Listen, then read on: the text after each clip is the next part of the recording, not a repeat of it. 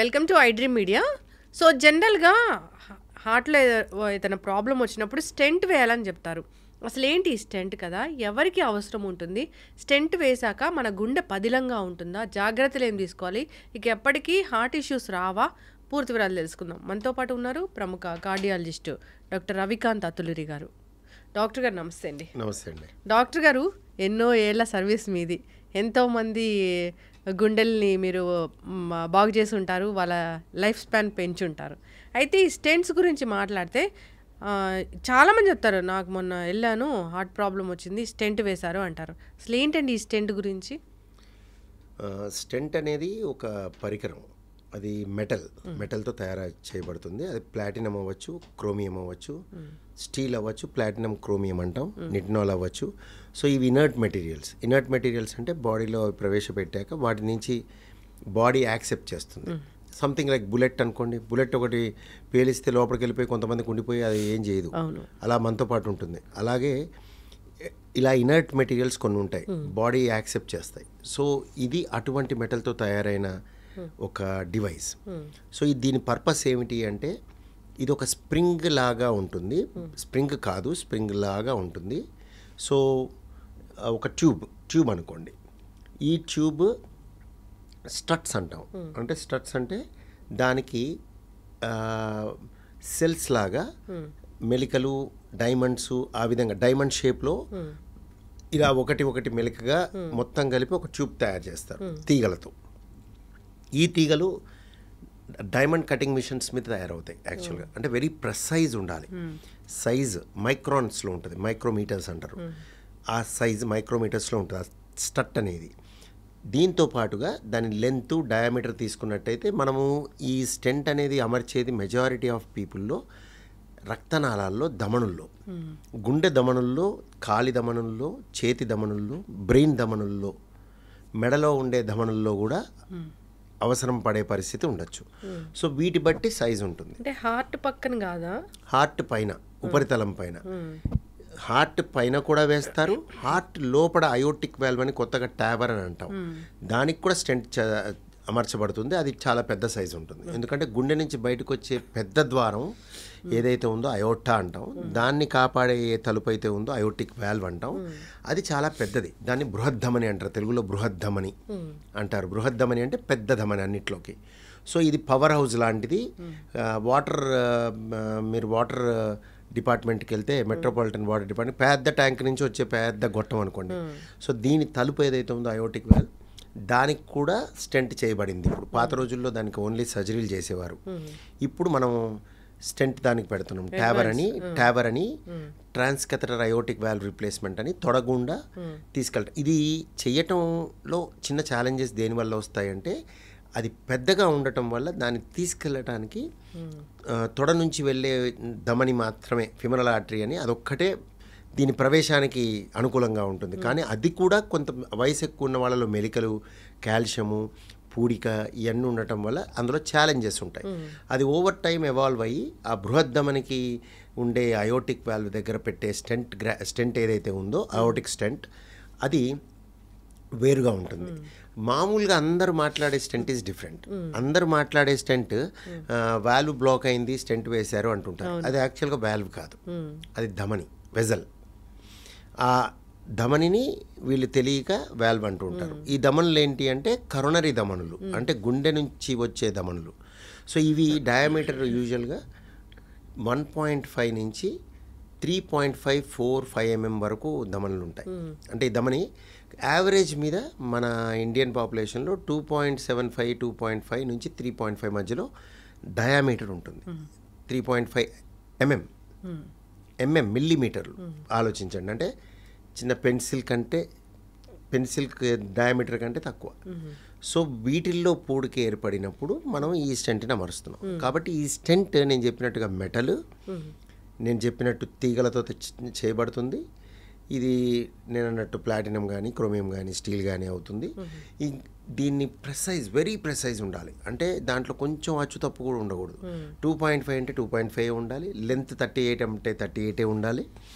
దీనికి తోడు దాంట్లో ఏ రకమైన డిఫెక్ట్ ఉండకూడదు. ఎందుకంటే అటు ఇటు అవుతే లోపలికి వెళ్ళాక ఆ స్టెంట్ ఇమడకపోతే ప్రమాదాలు జరుగుతాయి. అందరికీ ఒకలాంటి సైజు ఉండదా? ఉండదండి, ఒక్కొక్క మనిషికి ఒక్కొక్క రకంగా ఉంటుంది. ఒక మనిషిలోనే ఒక నాళం ఒక రకంగా, ఒక ధమని ఒక రకంగా ఉంటుంది. ఇంకోటి ఏంటంటే పైనుంచి ధమని పైన పెద్దగా ఉంటుంది, కిందకి వెళ్ళే కొద్దీ సన్నబడుతుంది. అది వ్యాధి కాదు, అది ఉండటమే అలా ఉంటుంది. సో దానివల్ల సైజ్ డిస్పారిటీలు, సైజ్ అనేవి ఉంటుంది. అయితే వీటన్నిటికీ పక్కకు పెడితే అసలు ఇప్పుడు స్టెంట్ అనేది ఏంటి అంటే నేను చెప్పినట్టు మెటల్తో తయారైందని చెప్పాను. అయితే దీనికి మందు పోతుంటుంది. అది ఇప్పుడు పాత రోజుల్లో ఈ డిస్కషన్ ఉండేది, మందు పూత ఉన్న స్టెంట్ పెడతారా లేకపోతే బేర్ మెటల్ అంటే మందు పూత లేని స్టెంట్ పెడతారని ఒక 10 ఏళ్ళు అవుతుందా, 10 ఏళ్ళు అవుతుంది. 2016 ముందు ఈ డిస్కషన్ ఉండేది. ఇప్పుడు ఈ డిస్కషనే లేదు, ఎందుకంటే అన్నీ కూడా మందు పూత ఉన్న స్టెంట్లే. డ్రగ్ కోటెడ్ స్టెంట్స్ అంటారు, డ్రగ్ ఎలూటింగ్ స్టెంట్స్ అంటారు. ఈ మందు పూత మనం స్టెంట్ పెట్టాక ఒక 80% మందు వెంటనే ఒక గంటన్నరలో మొత్తం ఆ ధమనికి అతుక్కుపోతుంది మందు. ఎందుకు అంటే జబ్బుని మళ్ళీ ఆ ఏరియాలోకి రాకుండా చూడటానికి. ఈ పూడికని పక్కకి తోసి వెడల్పు చేసి ఈ స్ప్రింగ్ లాంటి దాన్ని పంపించి దాన్ని మళ్ళీ వెడల్పు చేసి గోడలకు అతికిచ్చినప్పుడు దాన్ని స్టెంట్ డిప్లాయ్మెంట్ అంటాం. ఇది సరిగ్గా చేయబడినప్పుడు అంటే సరైన వైద్యులు సరైన స్కిల్తో సరైన విధంగా సరైన పేషెంట్కి సరైన పద్ధతిలో సరైన ప్లేస్లో.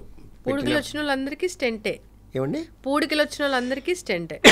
అలా యాక్చువల్గా ఆ స్టేట్మెంట్ పూర్తిగా కరెక్ట్ కాదు. ఎందుకంటే పూడిక ఉన్నంత మాత్రాన స్టెంట్ పెట్టాలని లేదు. కొన్నిసార్లు పూడిక ఉండి కూడా స్టెంట్ పెట్టలేని పరిస్థితి, స్టెంట్ పెట్టాల్సి లేకపోయే పరిస్థితి కూడా ఉంటుంది. ఎలాంటి ఎగ్జాంపుల్స్ చెప్పాలి అంటే మీకు స్టెంట్ చాలా సన్న నాళాలు, పూడిక చిన్న నాళాలు, సన్న నాళాల్లో పూడిక ఎంత టైట్గా ఉన్నా అవి పాయలు అయినప్పుడు వాటికి ఉపయోగం తక్కువ. అంటే నువ్వు చేసినా చేయకపోయినా పెద్ద ప్రమాదం కానీ ఇబ్బంది కానీ పేషెంట్కి ఉండకపోవడం జరుగుతుంది. సో వీళ్ళల్లో స్టెంట్లు అమర్చడం అనవసరం, బ్లాక్ టైట్గా ఉన్నా కూడా. ఇంకొకటి, కొంతమందికి టైట్ బ్లాక్ ఉండి ఈ ధమని ఏదైతే సప్లై చేస్తున్న ఏరియా ఉందో ఆ కండ పూర్తిగా దెబ్బతినిపోయి ఉంటుంది, నాశనం అయిపోయి ఉంటుంది. వీళ్ళకు కూడా సరఫరా ఇచ్చి ఉపయోగం ఉండదు. సో నీకు బ్లాక్ ఉన్నంత మాత్రాన స్టెంట్ పెట్టాలని అనవసరంగా పెట్టకూడదు. అంటే ఇది అవసరం ఉంది అంటేనే పెట్టాలి. అది టైట్ బ్లాక్ అనే కాకుండా టైట్ బ్లాక్ సప్లై చేసే ఏరియా మీద ఆధారపడి ఉంటుంది. అది ఎంత పొడుగు ఉంది, ఎంత ఏరియాకి సప్లై చేస్తుంది, అది ఎంత సిగ్నిఫికెంట్, అది ఎంత క్రూషియల్ అనే దాని మీద స్టెంట్ అమర్చబడుతుంది. ఈ బ్లాక్ అనేది డాక్టర్ గారు, ఈ బ్లాక్ వచ్చిందంటే మనకి హార్ట్ అటాక్ వస్తుందా? ఈ బ్లాక్స్ చాలా మందిలో సైలెంట్గా ఉంటాయి. సైలెంట్గా అంటే ఎంత టైట్ ఉంటుందంటే కొన్ని 99.9 నుండి కూడా తిరుమల కొండ ఎక్కే పరిస్థితి ఉంటుంది, మ్యారథాన్స్ చేసే పరిస్థితి ఉంటుంది. సో ఇది ఎలా డెవలప్ అయింది, ఎన్నాళ్ళ నుంచి ఉంది అనే దాని మీద ఆధారపడి ఉంటుంది. మనిషి యొక్క కెపాసిటీ, మనిషి యొక్క రిజర్వ్, కార్డియాక్ రిజర్వ్ అంటాం, తట్టుకునే శక్తి అంటే నేను అది తిని ఇమ్యూనిటీ కాదు, ఈ శక్తి దేవుడిచ్చే శక్తి. అండ్ బ్లాక్ డెవలప్మెంట్ ఏ పొజిషన్లో అయింది, నేను ఇందాక చెప్పినట్టు చిన్న రక్తనాళమా, పెద్ద రక్తనాళమా, మధ్యలో చివర, పాయన, వీటి మీద ఆధారపడి ఉంటుంది. ప్లస్ ఈ మనిషి చేసే ఎక్సర్సైజెస్ కానీ, ఈయన తినే తిండి కానీ, ఇంకా మిగతావి చాలా ఉంటాయి ఫ్యాక్టర్స్, ఒకటి కాదు, మల్టీ ఫ్యాక్టోరియల్ ఉంటుంది. వీటన్నిటి బట్టి ప్లస్ ఈ బ్లాక్ డెవలప్ అయిన డ్యూరేషన్ 10 ఏళ్లలో స్లోగా పెరుగుతూ వచ్చిందా, సడన్గా 1 సంవత్సరంలో పెరిగిందా, ఇవన్నీ కాలంతోనే తెలుస్తుంది. సో వీటిని బట్టి వాళ్ళకి లక్షణాలు వస్తాయి. సో బ్లాక్ ఉండి కూడా గుండెపోటు పక్కకు పెట్టండి, మీరు అన్న హార్ట్ అటాక్ పక్కకు పెట్టండి, అసలు లక్షణమే ఉండకపోవచ్చు. కొంతమందికి మాత్రం లక్షణం చాలా తీవ్రంగా ఉంటుంది, కొంతమందికి ఏమో లక్షణాలే ఉండకుండా గుండెపోటు స్ట్రైట్గా వస్తుంది, కొంతమందికి బాధ పెట్టి గుండెపోటు వస్తుంది. సో అది వేరియబుల్. ఒక సిమ్టమ్ ఈ హార్ట్లో బ్లాక్ ఉంది అంటే ఒక సిమ్టమ్ ఏంటి? హార్ట్లో బ్లాక్ అని లేము కదా దాన్ని. హార్ట్లో బ్లాక్ అంటే అందరి ఉద్దేశం హార్ట్ రక్తనాళాల్లో బ్లాక్, ధమనుల్లో బ్లాక్ అనే ఉద్దేశం. దాన్ని రకరకాలుగా వాడతారు, వాల్వ్ బ్లాక్ అంటారు, అది వాల్వ్ కాదు, అది ధమని. గుండెలో బ్లాక్ అంటారు, అది కూడా ధమనే. గుండె ఉపరితలం పైన ఉన్న ధమనులు 3 ఉంటాయి, ఎల్ఏడి, ఎల్సిఎక్స్, ఆర్సి అని 3 ధమనులు ఉంటాయి. ఈ ధమనుల్లో పూడిక వల్లనే మనిషికి కష్టం కలుగుతుంది. అంటే అది నేను ఇందాక అన్నట్టుగా కష్టం కలగాల్సిన అవసరం లేదు, కానీ కష్టం కలిగే అవకాశం ఎక్కువ మందిలో ఇబ్బంది కలిగిస్తుంది. ఒక లక్షణము వీళ్ళకి హార్ట్లో బ్లాక్ ఉంది అని తెలుసుకుని ఒక ర్యాండమ్గా ఒక లక్షణం అంటే ఏముంటుంది? చాలా ఉంటాయండి. ర్యాండమ్ అన్నారు కాబట్టి చెస్ట్లో హెవీనెస్ మోస్ట్ కామన్గా మేము చూసేది. చెస్ట్లో హెవీనెస్ అంటే ఛాతిలో బరువు అనేది మోస్ట్ కామన్గా మేము చూస్తాం. ఇది ఛాతిలోనే కాదు, దవడల్లో, భుజాల్లో, గొంతులో, తర్వాత ఈ ఆర్మ్స్లో, చేతుల్లో, తర్వాత పొట్టలో, తర్వాత వెనక పక్క వీపు వెనక పక్క భాగంలో, షోల్డర్ బ్లేడ్స్లో, కొంతమందికి రావచ్చు, కొంతమందికి తలలో వచ్చి మెడకి గుండా వస్తుంది. సో ఇది ఎక్కడొస్తుంది అని కాకుండా ఏ విధంగా వస్తుంది అనేది దాన్ని బట్టి చెప్తాం. ఇంకోటి, ఈ ఎనాలిసిస్ ఎప్పుడు కూడా పేషెంట్ చేయకూడదు, అది డాక్టర్ చేయాలి. మరి పేషెంట్కి ఏం చేయాలి? సింపుల్, ఏ ఇబ్బంది కలిగినా దాన్ని ఇంటర్ప్రిట్ చేసుకోకూడదు. దీనివల్ల ఏమో నేను ఇది తిన్నాను, లేకపోతే అది చేశాను, రాత్రి అంతా పడుకోలేదు, మా పక్కింటి వాళ్ళు పెట్టారు, అలా అన్నీ ఇంటర్ప్రిట్ చేయకుండా వైద్యుడిని సంప్రదించడం కరెక్ట్. ఎప్పుడైనా ఏ ఇబ్బంది కలిగితే అప్పుడు అది డాక్టర్ బాధ్యత. నేను చెప్పిన ఈ లక్షణాన్ని బయటికి తీయటం అనేది డాక్టర్ బాధ్యత. ఇప్పుడు ఒక రక్తనాళంలో బ్లాక్ వస్తే గుండె పనిచేస్తూనే ఉంటుందా డాక్టర్ గారు? ఒకటి కాదు, 3 రక్తనాళాల్లో బ్లాక్ వచ్చి కూడా కొన్ని పని చేస్తూ ఉంటుంది. అది చెప్పే కదా ఇందాక, డ్యూరేషన్ మీద ఆధారపడి ఉంటుంది, కార్డియాక్ రిజర్వ్ మీద ఆధారపడి ఉంటుంది, పాయలు వచ్చాయా లేదా అనే దాని మీద ఆధారపడి ఉంటుంది. డ్యామేజ్ లాంటిది ఏం జరగదా? అందరికీ సేమ్ కాదండి. కొంతమందికి డ్యామేజ్ ఒక్క బ్లాక్తోనే జరిగిపోతుంది, కొంతమందికి 3 బ్లాకులు ఉండి డ్యామేజ్ జరగదు, కానీ ఇంపెండింగ్ అంటాం, ఎప్పుడో ఒకసారి జరగచ్చు. కొంతమంది ఎప్పటికీ జరగదు, బ్లాక్లు ఉండి పాయలు వచ్చేసి ఉంటాయి. సో ఇవన్నీ కూడా ఒక మనిషికి ఒక బ్లాక్ని బట్టి 3 బ్లాకులని బట్టి ఇలా ఉంటుందని చెప్పలేము. మరి బ్లాక్ ఉంది లేదా నా హార్ట్ బాగుంది తెలుసుకోవాలంటే ఏం చేయాలి? డాక్టర్ని సంప్రదించాలి. సింపుల్. ఎప్పుడు కూడా పరీక్షలు, చాలా మంది తప్పుగా పరీక్షలు చేసుకుంటారు. పరీక్షలు చేయకూడదు.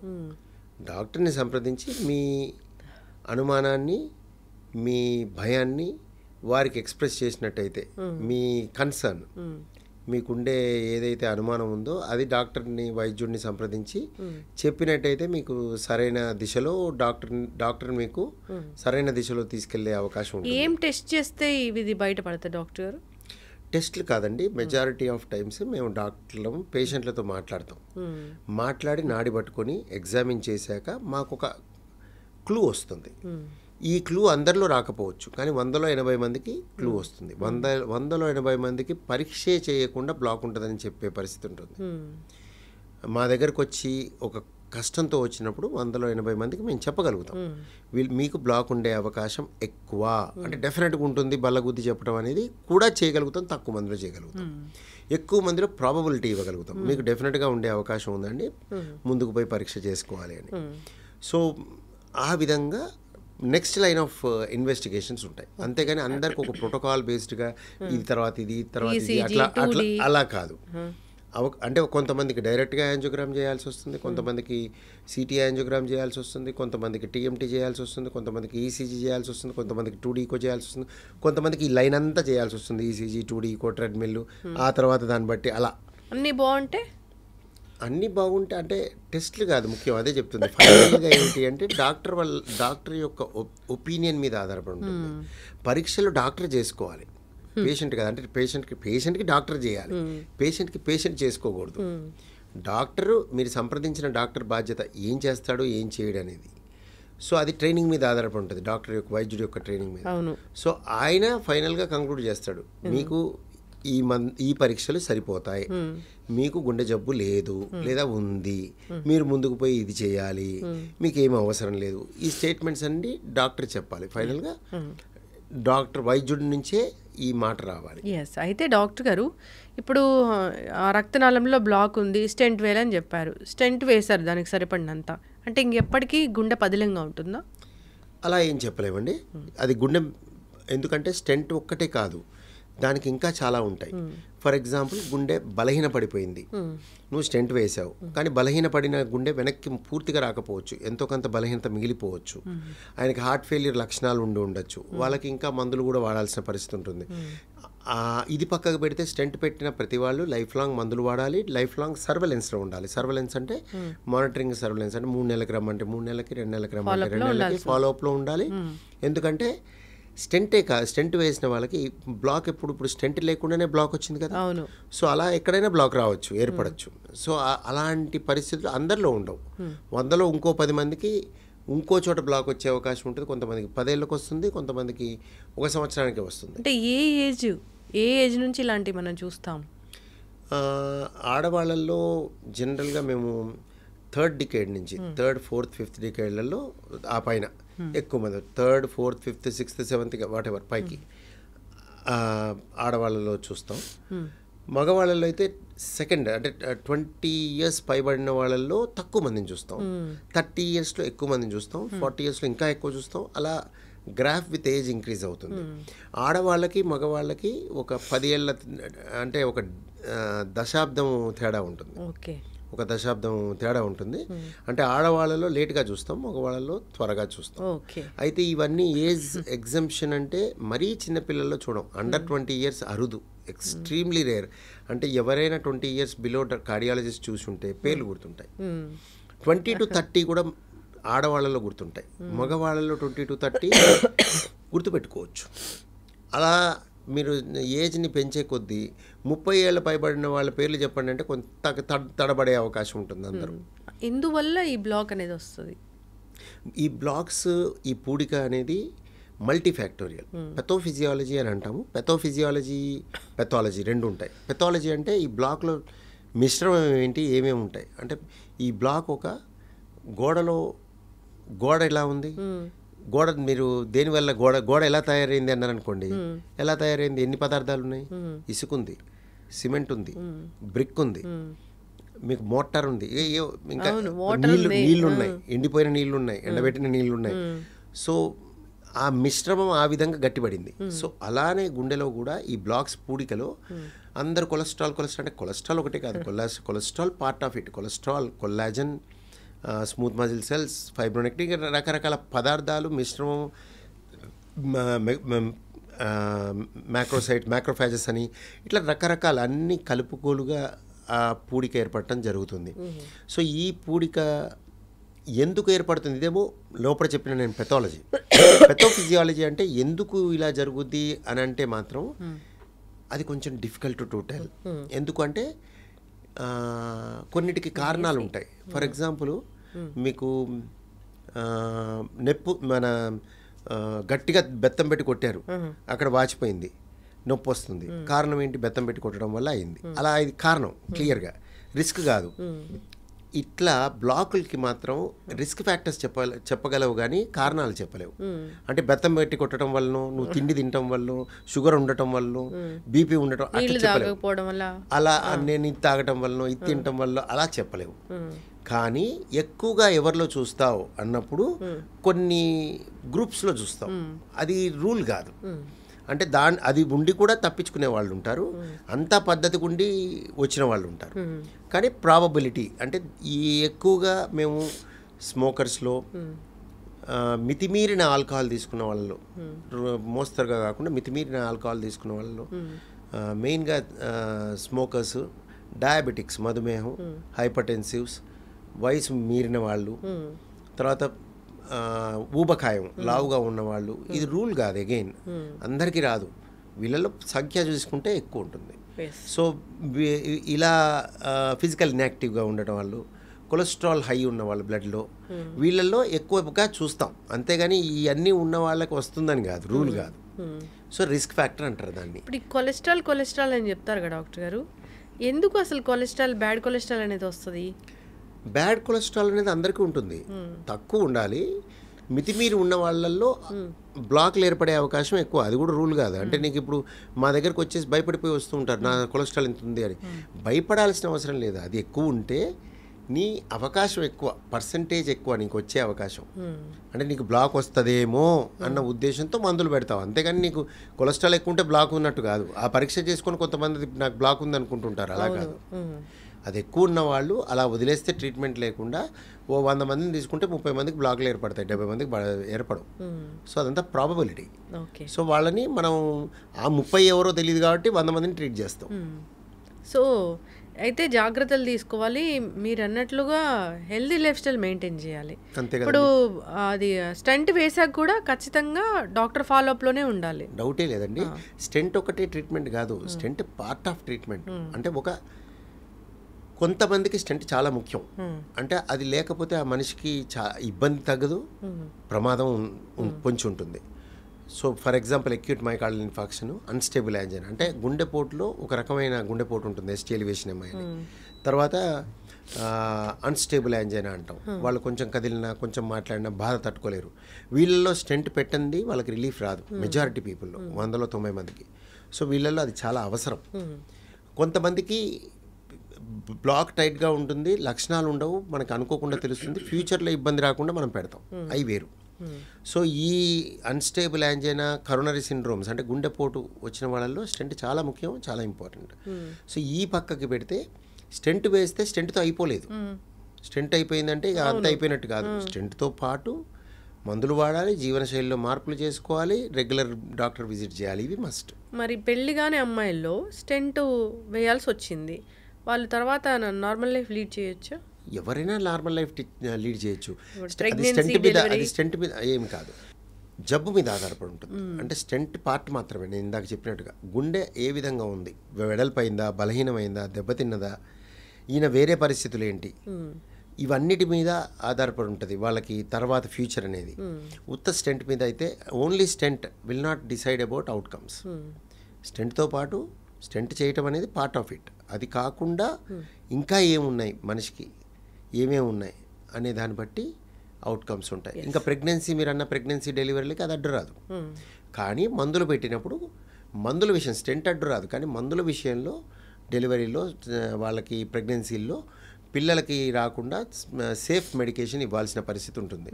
అంటే పిల్లల్లో ఇబ్బందులు రాకుండా కొన్ని డ్రగ్స్ ఉంటాయన్నమాట, దే ఆర్ కాంట్రా ఇండికేటెడ్, అవి ప్రెగ్నెన్సీలో ఇవ్వకూడదు. ఎందుకంటే పిల్లలకి వెళ్ళి పుట్టబోయే పిల్లలకి వెళ్ళి వాళ్ళ కిడ్నీని కానీ వాళ్ళ బ్రెయిన్ని కానీ వాళ్ళ అవయవాల్ని కానీ తేడా చేసే అవకాశం ఉంటుంది. కాబట్టి ఆ విధంగా మందుల విషయంలో వస్తుంది, కాబట్టి స్టెంట్ విషయంలో ఏమి ఉండదు. మరి ఇన్నేళ్ల నుంచి ఎంతోమంది పేషెంట్స్ని చూస్తూ ఉన్నారు కదా, కోవిడ్ కన్నా ముందు ఈ స్టెంట్ పేషెంట్లు ఎక్కువ ఉన్నారా, కోవిడ్ తర్వాత ఎక్కువ ఉన్నారా? ఇది చాలా కామన్గా అడిగే ప్రశ్న అండి. నేను చూసింది మాత్రం కోవిడ్ అయినా, కోవిడ్ ముందైనా, కోవిడ్ తర్వాత అయినా యథాతథంగా కరోనరీ ఆర్టరీ డిసీజ్ అనేది కొంచెం ఎక్కువగా చూస్తున్నాం, ముందైనా తర్వాత అయినా. కోవిడ్ సమయంలో చాలా ఎక్కువగా చూసాం. ఎందుకంటే కోవిడ్ సమయంలో బ్లాకులు లేకుండా కూడా క్లాట్లు ఏర్పడి, అంటే అప్పటికప్పుడు రక్తం గడ్డలు అడ్డుపడి గుండెపోట్లు రావటం, పారాలిసిస్ రావటం జరిగింది. సో ఆ సంఖ్యని ఆల్మోస్ట్ ఒక ప్రాబబ్లీ 1.5 times 2 times పెరిగి ఉంటాయి ఆ సమయంలో. అంతేగాని తర్వాత దాని ఇంపాక్ట్ అంటే ఈ రోజున నేను చెప్పలేను, అలాంటిది ఏమీ కనిపించట్లేదు. ఇప్పుడు వ్యాక్సిన్ వల్ల రక్తం గడ్డగట్టింది, గుండెలో బ్లాక్స్ వచ్చాయి. వ్యాక్సిన్ వల్ల అంటాం తప్పండి, ఎందుకంటే వ్యాక్సిన్ కోవిడ్ ఒకటే, కోవిడ్ వ్యాక్సిన్ ఒకటే, చనిపోయింది, అది బతుకుంది. ఎగ్జాక్ట్లీ, చాలా చక్కగా చెప్పారు. చనిపోయింది అవ్వచ్చు, అటెన్యూయేటెడ్ అవ్వచ్చు, టపా బాది పడుకోబెట్టింది అవ్వచ్చు. సో రెండు ఒకటే. సో దానికి ఉన్న ఎఫెక్ట్స్ దీనికి ఉంటాయి, తక్కువగా ఉంటాయి. అందుకే ప్రొటెక్ట్ అవుతాం మనం. దానికంటే దీనికి వచ్చే ఇన్ఫెక్షన్ తక్కువ కాబట్టి ఇది ప్రెడిక్టబుల్, అది అన్ప్రెడిక్టబుల్ కాబట్టి మనం వ్యాక్సిన్ తీసుకుంటున్నాం. సో సైడ్ ఎఫెక్ట్స్ అనేవి కోవిడ్ నుంచి వచ్చిన ఎఫెక్ట్సే దీని నుంచి కూడా రావచ్చు, కానీ అవకాశాలు తక్కువ. సో ఇంకోటి, వ్యాక్సిన్ తీసుకుని ఇన్ని సంవత్సరాల తర్వాత అనేది నేనైతే చూడలేదు. అంటే నేను కార్డియాక్ గుండె పరంగా మీరు వ్యాక్సిన్ తీసుకున్న వాళ్ళలో, వ్యాక్సిన్ తీసుకునే వాళ్ళలో అది చదవటం కూడా కష్టం, ఎందుకంటే వ్యాక్సిన్ చాలామంది తీసుకున్నారు, వ్యాక్సిన్ తీసుకున్న వాళ్ళ సంఖ్య తక్కువ. కానీ వ్యాక్సిన్ తీసుకున్న వాళ్ళలోనే ఇంకోటి, వ్యాక్సిన్ తీసుకోకుండా కోవిడ్ వచ్చిన వాళ్ళ సంఖ్య ఎక్కువ. ఇప్పుడు కోవిడ్ ప్రతి మనిషికి వచ్చింది, సో నువ్వు అది వ్యాక్సిన్ వల్ల కోవిడ్ వల్ల కూడా చెప్పలేవు. అవును. సో నువ్వు you can't tell vaccine has done something bad to the heart. ఇప్పుడు మనిషికి ఏజ్ అయిపోతుంది కదా, అట్లనే గుండెకి కూడా ఏజ్ అయిపోతుందా? గుండె ఏజింగ్ అవుతుంది, కానీ అది చేసే పని చేస్తూనే ఉంటుంది, పనితనంలో మార్పు రాదు. దాన్ని చూడటం అంటే అది దానిపైన సబెపికాడియల్ ఫ్యాట్ అంటాం, దాంట్లో మార్పులు వస్తాయి. దాని నోడ్స్ అంటాం, ఎలక్ట్రికల్ సర్క్యూట్, దాంట్లో మార్పులు వస్తాయి. అంతేకాని జనరల్గా నిరంతర వార్తా స్రవంతి అంటారా మీరు, అలాంటిది ఇది నిరంతర శ్రమ స్రవంతి. పని చేసుకుంటూనే ఉండాలి కదా, పని చేయాలి, చేయకపోతే మనం చేయడానికి ఉన్నాం. సో అది పని చేస్తూనే ఉంటుంది. కొంతమంది మనతో పాటు అది పోవాలి, మనం పోయినప్పుడే అది పోవాలి. అది ముందు పోతే మనం దానివల్ల పోతాం, అప్పుడే మనం డాక్టర్లు ఇంటర్ఫియర్ అవ్వాల్సిన పరిస్థితి ఉంటుంది. అతి తక్కువ మందిలో పేస్ మేకర్ కామన్గా వయసుతో వచ్చిన వ్యాధుల్లో ఎలక్ట్రికల్ సర్క్యూట్ ఫెయిల్యూర్ అవుతుంది. వయసుతో వెంట్రుకలు ఊడిపోయినట్టుగా కొంతమందికి ఎలక్ట్రికల్ సర్క్యూట్ ఫెయిల్ అవుతుంది. అది మనతో పాటు పోకుండా ముందు వెళ్ళిపోతుంది. అప్పుడు మేము పేస్ మేకర్లు పెడతాం. పేస్ మేకర్ పెడితే అంటే అదే కొంతమందికి బ్యాటరీ ఎలక్ట్రికల్ సర్క్యూట్ ఫెయిల్ అవ్వటం వల్ల పేస్ మేకర్ పెట్టి బ్యాటరీ బయట నుంచి కృత్రిమంగా ఎనర్జీ ఇవ్వాల్సిన పరిస్థితి ఉంటుంది. అలా తక్కువ మందికి అవుతుంది. అంటే డాక్టర్ గారు, ఇప్పుడు పర్మనెంట్ పేస్ మేకర్ పెట్టిన వాళ్ళని మనం చాలా జాగ్రత్తగా చూసుకోవాలి, కేర్ఫుల్గా. అస్సలు లేదు, మామూలుగా ఉంటారు వాళ్ళు, మనలాగే ఉంటారు అంతే. వాళ్ళకేం స్పెషల్ అటెన్షన్, ఇంకా స్టెంట్లకి వీటికన్నా ఉంటుంది అటెన్షన్, దీనికి ఏముండదు. అది వదిలేసి పంపించేయడమే వాళ్ళు. పేస్ మేకర్ పెడితే గుండెకి ఎప్పటికీ ప్రాబ్లం అనేది రాదా? అట్లా కాదండి, దేనివల్ల వచ్చింది. ఇప్పుడు పేస్ మేకర్ మనం దేనికి పెట్టాము, ఎలక్ట్రికల్ సర్క్యూట్కి పెట్టాము. ఎలక్ట్రికల్ సర్క్యూట్ పని అది చేస్తుంది. దానికి సపోజ్ గుండెపోటు వచ్చింది, రక్తనాళంలో పూడికి ఏర్పడింది, దానికి సంబంధం ఏముంది? సో మీకు గుండె పదిలం అంటే దీనికి పదిలం, ఇంకో జబ్బు రావచ్చు. అలాగే ఇప్పుడు స్టెంట్లు దాని కదా ఎందుకు వేస్తారు, ఇదంతా వేసిన తర్వాత జాగ్రత్తలు అంటే డాక్టర్ ఫాలోఅప్లో ఉండాల్సిందే. ఎప్పుడైనా ఏదైనా సైడ్ ఎఫెక్ట్స్ వస్తాయా దానికి? స్టెంట్కి సైడ్ ఎఫెక్ట్ అని ఉండదండి. స్టెంట్ వేశాక కొంతమందిలో అబ్రప్ట్గా అంటే ఉన్నట్టుండి మొదటి రోజే లేకపోతే రెండో రోజే క్లాట్ ఏర్పడి మళ్ళీ గుండెపోటు వస్తుంది. అది అందరికీ జరగదు, 1000లో ఒకరికి జరిగింది.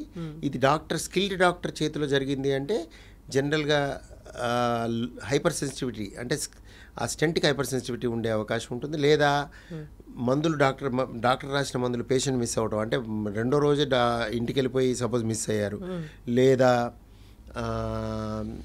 కాంప్లెక్స్ యాంజియోప్లాస్టిస్ అంటాం, కొన్ని కాంప్లెక్స్ పొజిషన్స్లో పెట్టిన వాటిల్లో కూడా అలా వచ్చే అవకాశం ఉంటుంది. చాలా అరుదైన విషయం అది.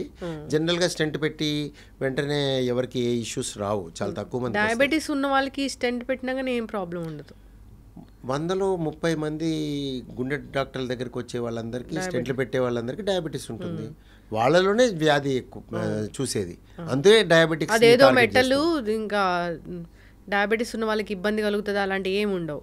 అంటే జనరల్గా మిత్స్ ఉంటాయి కదా డాక్టర్ గారు, అలా తప్పు కదా. అసలు డయాబెటీస్ ఉన్న వాళ్ళకే కదా జబ్బులు వచ్చాయి.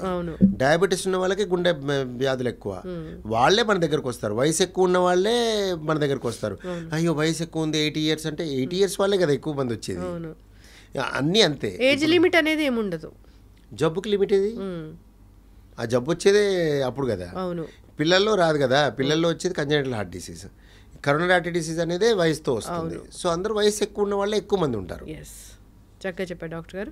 ఏదైనా కానీ స్టెంట్ వేశారు అంటే దాని తర్వాత ఖచ్చితంగా డాక్టర్ ఫాలోఅప్లో ఉండాలి, డాక్టర్ చెప్పిన మందులు వాడాల్సిందే, జాగ్రత్తలు తీసుకోవాల్సిందే.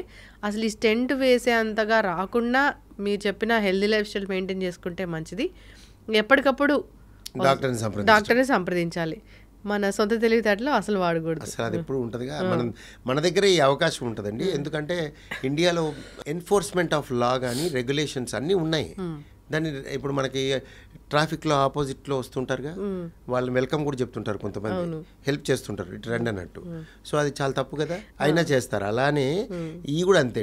సెల్ఫ్ టెస్టింగ్ అనేది illegal. You can't test yourself. నువ్వు ఏం చేయాలో నీకు ఎట్లా తెలుస్తుంది? నీకు ఎక్కడ అలోపతిక్ ట్రీట్మెంట్లో round the world you can't order your test. నువ్వు వెళ్ళి నీ టెస్ట్ చెప్పుకోలేవు. నువ్వు డాక్టర్ సంప్రదించాలి, డాక్టర్ రాయాలి, డాక్టర్ రాసింది వ్యాలిడ్ అవ్వాలి, అప్పుడే అది ఎన్ఫోర్స్ అవుతుంది. అవును. ఇప్పుడు రక్తం పలచబడే మాత్రలు డాక్టర్ చెప్పకుండా వాడుతున్న వాళ్ళని మనం చాలా మందిని చూస్తాము. చాలా తప్పది. అది బ్లాక్స్ రాకుండా.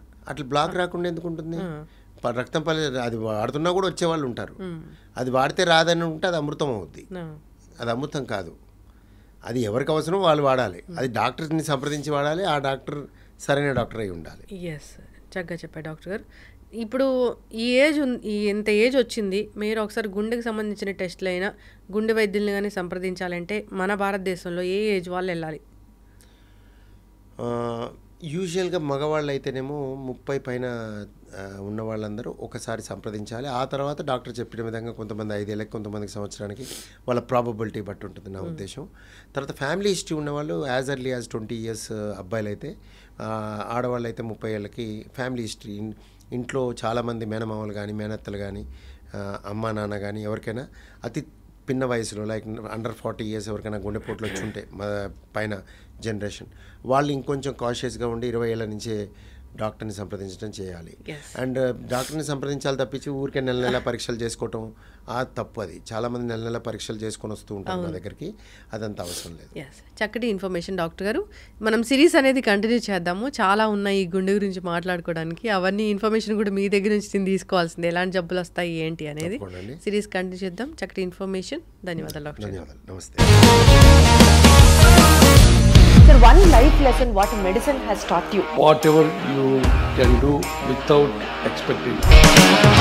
But I really believe మన పాజిటివ్ యాటిట్యూడ్ ఉంటేనే మనం ఏదైనా సాధించగలం. గట్ ని మనం కరెక్ట్ గా డీల్ చేసినట్లయితే అది మనకి పాజిటివ్ హార్మోన్స్ ని రిలీజ్ చేస్తుంది. షుగర్ వచ్చిన వాళ్ళ పరిస్థితి ఏంటి? పొట్ట దగ్గర పెరిగితే దాన్ని ఆండ్రాయిడ్ అంటారు, ఆండ్రాయిడ్ ఫోన్ కదా. అసలు థాట్స్ ఎందుకు వస్తాయి? బ్రెయిన్ డెడ్ అంటే దానికి ప్రపంచం అంతా కూడా కొన్ని నిర్దిష్టమైనటువంటి లక్షణాలు. మానసికంగా ధైర్యంగా ఉంటే క్యాన్సర్ జయించవచ్చు. You are a doctor for a cause sir, అంతే. వాళ్ళకి వచ్చిన ఆదాయం కాకుండా ఫ్రీ సర్వీస్ ఎంతమందికో చేస్తారు.